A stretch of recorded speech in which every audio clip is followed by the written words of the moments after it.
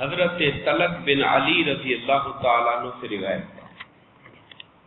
آپ فرماتے ہیں کہ ہم لوگ وفد کی شکل میں رسول اللہ صلی اللہ علیہ وآلہ وسلم کی خدمت میں حاضر ہوئے۔ یہ وہ لوگ تھے جو اصل میں عیسائی تھے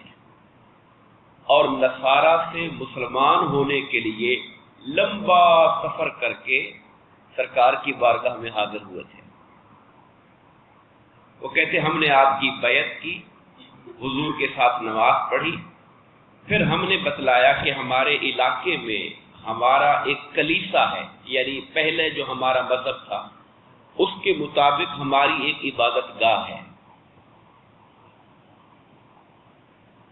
ہم نے رسول اللہ صلی اللہ علیہ وسلم سے درخواست کی کہ آپ اپنے وضو مبارک سے بچے ہوئے پانی سے کچھ بخشش ہمیں عطا فرمائیں۔ دولت اور خزانہ مانگا تو کیا مانگا کہ آپ اپنے وضو کے پانی میں سے کچھ بچا ہوا پانی ہمیں عطا فرما دیں۔ سرکار دو عالم نے انکار نہیں کیا کہ بھی اس کی کیا ضرورت ہے، یعنی ایک اس طرح کا انکار نہیں کیا۔ وہ آپ سے آپ کا بچا ہوا تبرک مانگ رہے ہیں۔ سرکار نے پانی منگوایا اور پانی منہ میں ڈال کر سرکار نے اپنے منہ سے پانی نکال کر اسی پانی میں ڈال دیا، کلی مبارک کر دی سرکار دو عالم صلی اللہ علیہ وسلم نے، اور پھر آپ نے اس چمڑے کے برتن میں اسے ڈال دیا، ایک چمڑے کا چھوٹا سا مشکیزہ ہوگا، اس میں وہ پانی ڈال دیا۔ میں اب تم لوگ جاؤ اپنے علاقوں میں، اور جب تم لوگ اپنے علاقے کے پاس پہنچو تو اس کلیسے کو توڑ دینا اور اس کی جگہ پر یہ پانی چھڑک دینا اور پھر وہاں پر مسجد بنا دینا۔ کلیسے کو توڑ کر مسجد بنانا بذات خود جگہ کو اللہ کی بارگاہ میں مقرب کر دیتا، اللہ کا گھر بن جاتا، مگر اللہ کا گھر بنانے سے پہلے کہا کلیسا کے جو اثرات ہیں ان کو ختم کرنے کے لیے یہ میرے منہ سے نکلا ہوا جو پانی ہے اس کو وہاں پر ڈال دینا اور پھر اس کے بعد وہاں پر مسجد کو تعمیر کر لینا۔ اب ان لوگوں نے عرض کی یا رسول اللہ ہمارا علاقہ مدینہ سے بہت دور ہے، کئی سو کلومیٹر کا علاقہ فاصلہ ہے، اور جانا بھی ہم نے اونٹ گھوڑوں پر ہے، موسم بھی بڑا گرم ہے، یہ تھوڑا سا پانی جو آپ نے دیا ہے کہیں یہ رستے میں گرمی سے خشکی نہ ہو جائے۔ یہ ان کے دل میں خیال آیا، محدثین کہتے ہیں یہ انہوں نے اپنی عقل سے سوچا،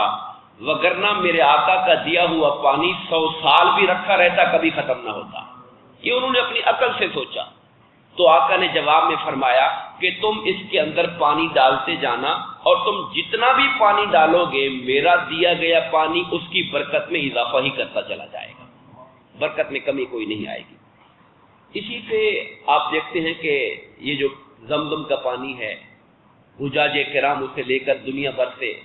اپنے گھروں میں لے کر آتے ہیں، تو تبرکات کو لے کر آنا، اور خود آقا کریم علیہ الصلوۃ والسلام اپنی حیات ظاہری کے اندر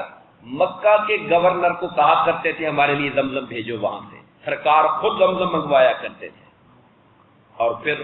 آج ہم کہتے ہیں کہ زمزم کے اندر پانی ملا کے دیتے تو کوئی حرج نہیں، زمزم کی برکت اس پانی کو بھی برکت والا بنا دیتی۔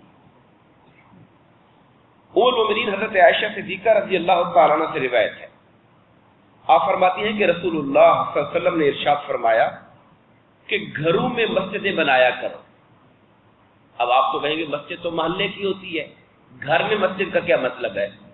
یاد رکھیے کہ فرائض ہمیشہ جو محلے کی مسجد ہے اسی میں پڑھنے چاہیے، فرض نمازیں، لیکن جو نوافل ہوتے ہیں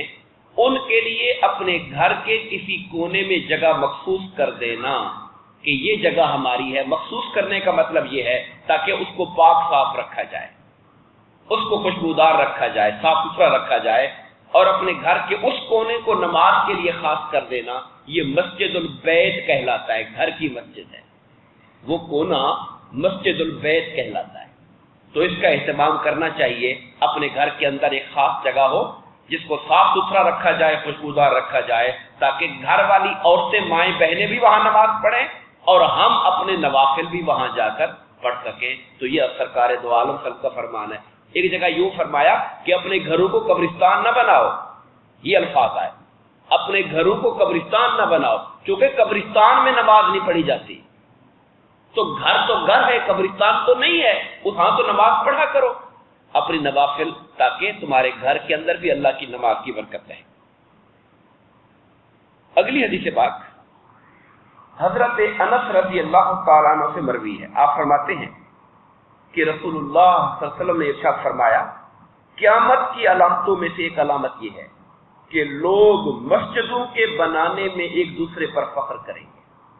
یعنی مسجد کی جو رونق اور آبادی ہے، وہاں اللہ کا جو ذکر ہے، وہ چیزیں پیچھے چلی جائیں گی،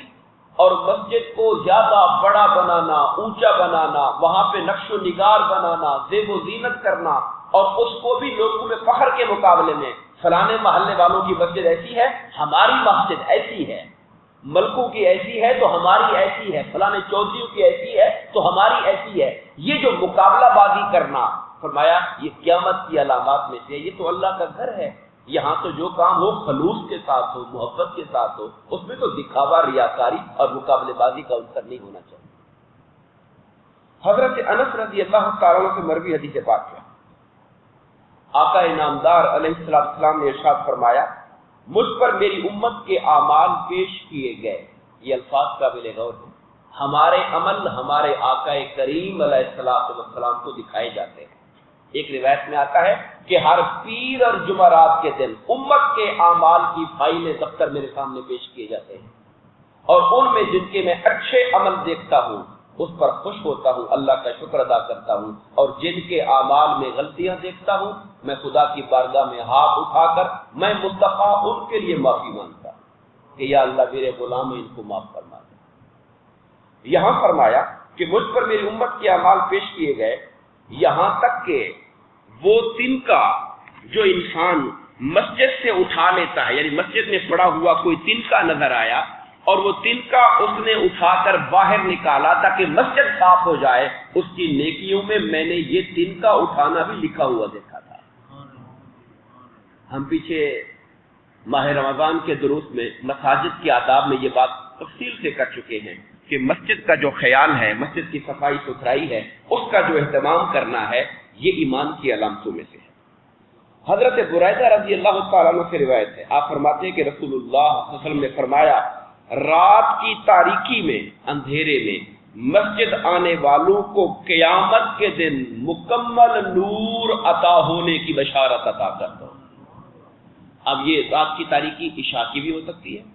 یہ رات کی تاریکی فجر کی نماز کی بھی ہے۔ قیامت کے دن جب کوئی نور و روشنی نہیں ہوگی، کوئی انسان کے پاس اپنی طرف سے کوئی روشنی نہیں ہوگی سوائے اس کے جو نیک عمل کی روشنی ہوگی، اور نیک اعمال میں سے نماز کے لیے اندھیرے میں آنے والا جو کام ہے، یہ قیامت کے دن کے اندھیروں میں ہمارے لیے نور پیدا کر رہا ہوگا اور راستے دکھا رہا ہوگا۔ حضرت ابو سعید خدری رضی اللہ تعالیٰ عنہ سے روایت ہے، آپ فرماتے ہیں کہ حضور نبی کریم صلی اللہ علیہ وسلم نے ارشاد فرمایا، جب تم کسی آدمی کو مسجد کی خبر گیری کرتا ہوا دیکھو، مسجد کی خبر گیری کرتا ہوا، یار مسجد کا کوئی کام تو نہیں ہے، مسجد کا کوئی صفائی، کوئی مسجد کی ستھرائی، مسجد کے پانی کا ایشو، اس کو میں دیکھوں، مسجد کے معاملات میں جو دلچسپی لیتا ہے، مسجد کے مسائل کو حل کرنے کی کوشش کرتا ہے، جس کو مسجد کی خبر گیری کرتا ہوا دیکھو، اس کے مومن ہونے کی گواہی دیا کرو کہ یہ ایمان والا آدمی ہے۔ اس لیے کہ اللہ نے قرآن میں فرمایا، مسجدوں کو آباد وہی لوگ کرتے ہیں جو اللہ پر اور قیامت کے دن پر ایمان رکھنے والے لوگ ہوتے ہیں۔ اللہ ان کے ایمان کی گواہی دے رہا ہے جو مسجدوں کو آباد کرنے والے لوگ ہوتے ہیں۔ اگلی حدیث پاک، اور غالباً آج کے درس کی آخری حدیث پاک ہوگی، ہم اس کی ڈیٹیل کا کچھ حصہ ماہ رمضان کے دروس میں بیان کر چکے، مگر میں چاہتا ہوں کہ اس کے اندر جو بات رہ گئی ہے وہ بھی آپ کے سامنے آئے۔ حضرت عبد الرحمن بن عائش رضی اللہ تعالیٰ عنہ روایت فرماتے ہیں کہ رسول اللہ صلی اللہ علیہ وسلم نے فرمایا کہ میں نے اپنے رب کو اس کی بہترین صورت میں دیکھا۔ یہ خواب کی بات ہے، تہجد کے بعد سرکار تھوڑی دیر کے لیے لیٹے تو اس حال میں حضور کو اللہ تعالیٰ کا دیدار ہوا۔ ہمارے آقا کی شان ہے کہ جو شرف باقی اہل ایمان کو قیامت کے دن عطا ہوگا، ہمارے آقا کریم علیہ الصلوۃ والسلام کو رب کائنات میں وہ شخص دنیا میں عطا فرمایا ہوا ہے۔ اب اللہ کا دیدار فرماتے تھے۔ اللہ پاک نے پوچھا اے میرے حبیب صلی اللہ علیہ وسلم آپ بتائیے یہ جو بلند مرتبہ فرشتے ہیں عالی شان والے،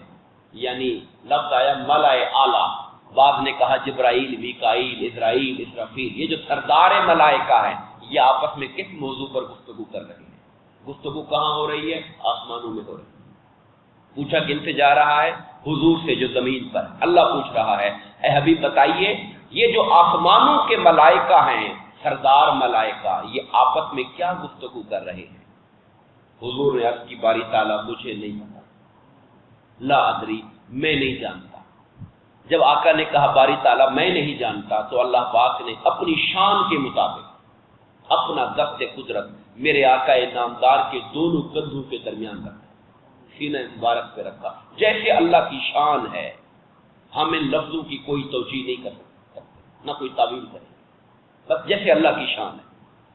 آقا فرماتے ہیں رب کائنات کا جب دست قدرت میرے سینے پر آیا تو اس کے پوروں کی ٹھنڈک میں نے سینے کے اندر محسوس کی، اور اس ٹھنڈک کی فیضان کا آنا تھا کہ زمین سے لے کر آسمان تک ہر شے میرے سامنے روشن ہو گئی، اور جو کچھ تھا میں جان گیا، زمین و آسمان کی ہر شے کو میں جان گیا۔ رب کائنات نے پوچھا بتائیے حبیب یہ جو مقرب لوگ ہیں یہ کیا گفتگو کر رہے ہیں؟ میں نے کہا باری تعالیٰ یہ کفارات پر گفتگو کر رہے ہیں۔ کفارات وہ کون سے کام ہیں، نیک کام جن کے کرنے سے انسان کے گناہ مٹ جاتے ہیں، یہ کفارات میں ڈسکس کر رہے ہیں۔ وہ کیا ہیں؟ فرمایا نمازوں کے بعد مسجد میں بیٹھنا، فرض نماز پڑھ لی تو بھاگ دوڑ کر کے نکل نہ جانا مسجد سے، بلکہ تھوڑی دیر بیٹھ کے اللہ کا ذکر کرنا، کوئی تسبیح کر لینا، نماز کے بعد مسجد میں بیٹھنا۔